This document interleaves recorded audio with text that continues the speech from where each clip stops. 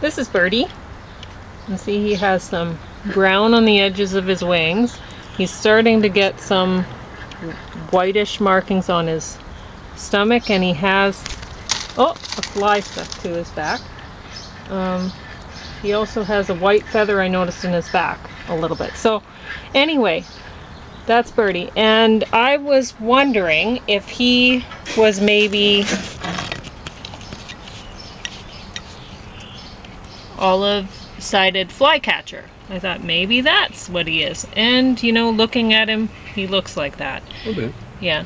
But then I was looking at the picture, like where I was trying to see if it was his mom in the tree, and it did seem to have some white speckles on the belly. And this is one of the 10 most common birds in Canada, apparently, to spot. And that's a European or common starling. So maybe, now I have been feeding him crickets, the powder mixed with water, but... Did he eat those flies this morning? Yes, he did. There you go. So I'll show you. I've been catching flies like crazy. So I gave him a few flies. First I just gave him like 5 or something, and then he loved them. So yeah. I caught a bunch more, and he can eat 50 flies in one sitting. 50. No, 50. Oh geez. When I haven't lost him. So, you can't sit back there. You can't. Come on. Let's go. You can't sit there. That's not a good spot. That's a bad spot. Yeah, well, whatever. You did it. You can't sit there. All right. Yeah, he'll get killed by cats. Exactly. Here, so. He has to just listen to us a little bit. We know these things. So, I'm gonna put him on this armrest, and I think he's gonna like that just great. And then you're gonna watch how many flies the little guy can eat. And I'll make sure that you stay there. That's a good spot right there. That's a terrific spot. There we go. Pauline's going to feed you. See the fly here? There we go. You can get some flies. And make sure he's in the camera. And so it got to the point where he really liked, when he'd see me coming, there you go, open the mouth, and he's like, put food in here, yeah. Right? And so I forgot to bring his syringe down. You gotta see it. I'll show you sometime. If I put the syringe near him, then he opens up the mouth, I squirt it in, and he like does this, he chomps down and he's like, gulp, gulp, gulp. Yeah, he loves it. And so anyway, I was doing, I'll show you like this. You cut a lot of fly. But this is unpleasant. So I do this, and he'll grab it. See, he grabs it and he eats it right away.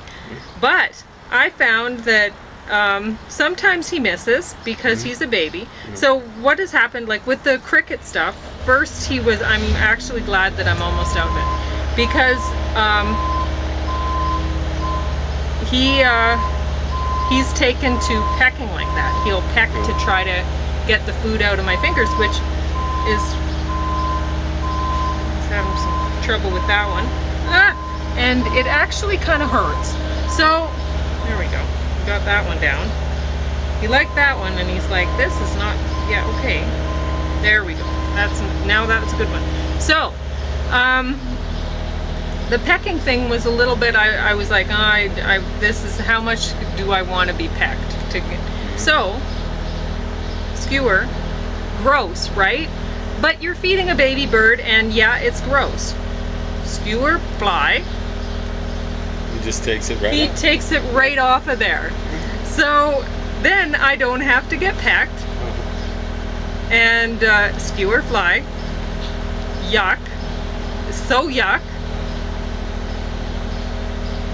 You know what? This one he's just gonna eat. There we go. Wow, he's got a big appetite, eh? Yeah, are you counting? Okay. I think that was number 4. Oh, it's more than that. But anyway. Oh, I can't say that on the camera. The whole skewering fly thing is really, really revolting. But it saves from getting plucked or pecked.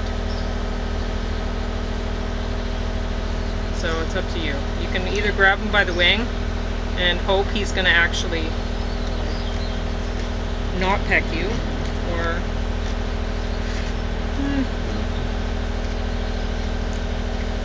there we go. You got that one. So anyway, that was number 5, I think.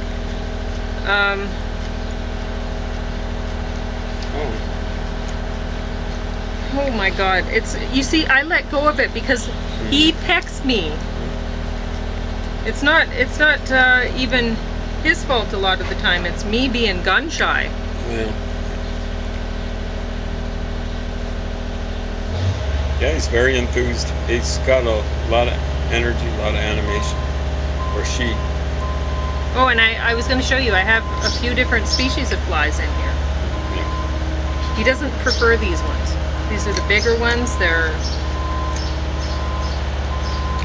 He doesn't actually like these ones very much. They're kind of a black and gray, speckly. But he'll eat any. So, I guess I'll talk about, I lost count there. What was that, about 10? Somewhere around. Anyway. He eats so many. I was going to talk about the X-Files book because I tried to the last time and I ran out of camera time. Yep. And so I'm reviewing these 2 at once because the one is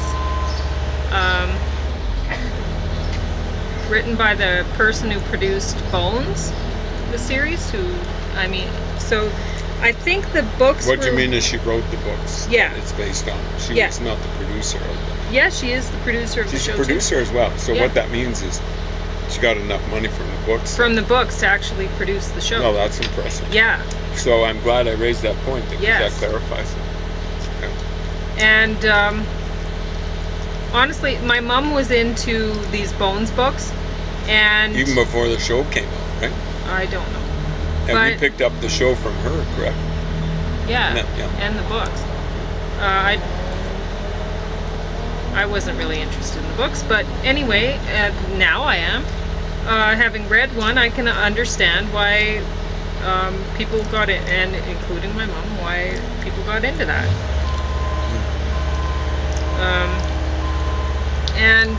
I way preferred reading that than watching the show.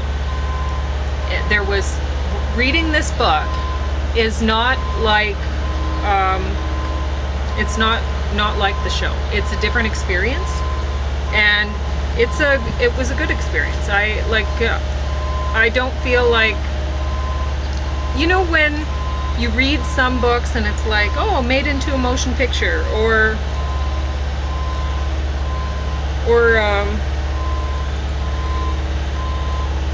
books like this one that they'd already made the show. I don't know what was wrong with this one. Why did this one have to go flying across the room? Anyway, when you read books that are the show has already been produced, it's like, well, why am I reading this rather than watching the show? Right? It's a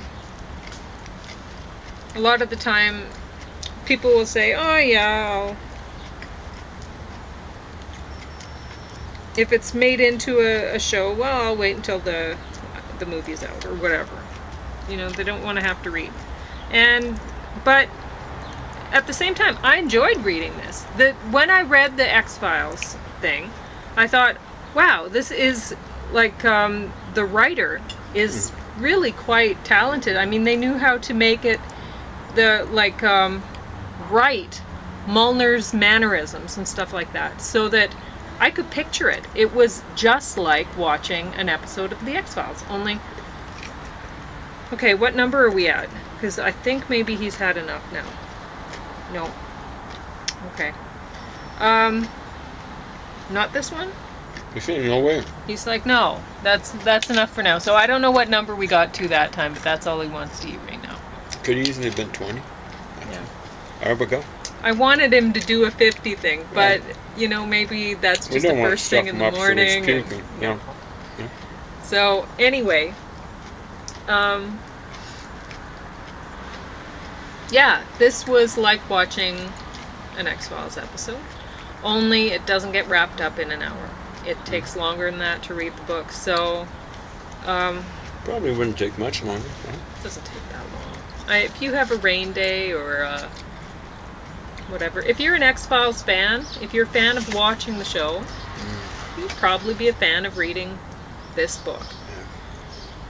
I know I am a fan of watching the show, and I was a fan of reading the book. There are some typos, there's some words missing. It feels like the author was on a schedule and had to pump that book out in short order. I think it's more the publisher. Or whatever. Harper paperbacks. These, what are they? Whereas this seems Harper Prisms, more kind of trash. like more time was taken, and it's actually a higher quality experience than that. So yeah, like if it took someone more than 4 hours to read this without interruptions, I'd be a bit disappointed in reading it. So it would have taken you less. I don't know. Anyway. But 1 hour would be really fast. And a person probably wouldn't be getting everything they could. But I'm hoping that little Buddy here is able to fly or somehow be raised by his mother in a way that, you know, the mother, I don't have to soon, like within a week. Yes. Now he or she is learning really fast, or is very smart little sucker.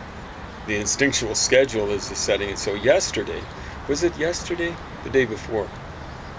What he learned was how to preen himself. Yeah, preen the feathers. His preening is the flight feathers and stuff like that, and that preened his chest and stuff like that. And then this was like within a few minutes. I am not exaggerating. Then he got up on the. I was worried that he was going to dehydrate. It's been fairly. Now it wasn't as hot as it's been here in Alberta, but it was up around 30. And then he hopped up on a water container. What would you call that water dish? Yeah, I guess a dish. That was hanging on the edge of his cage, the cage that he was inside. And he was kind of a little teetery on there. And then next thing you know, like he'd been drinking out of a droplet. Eyedropper. Eyedropper. So all of a sudden he's going kind of like lapping it up or sipping it up. Then actually he might have learned like 5 things, because then all of a sudden so he figured that out. Then the next thing you know, like he's tipping, and I'm going, what is going on? I'm watching him really closely. Pauline was careful about how she filled it up, but I didn't want him to drown in it, because water and birds, if they're not ducks and geese and stuff like that, can be careful.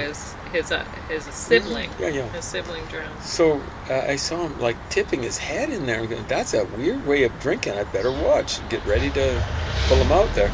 Next thing you know, he's in there, and all of a sudden he's wallowing. Oh, his sibling did not drown in the water dish. No, I should point that out. What happened was we put on the latex gloves, we put the sibling back in the nest, and sibling was back out of the nest the next day in water. He fell into a bucket. I didn't even know he was in there, and Poor guy. I was watering, and the stuff got in the bucket. It was a big container, right? And I saw him in there, and his head was well above water.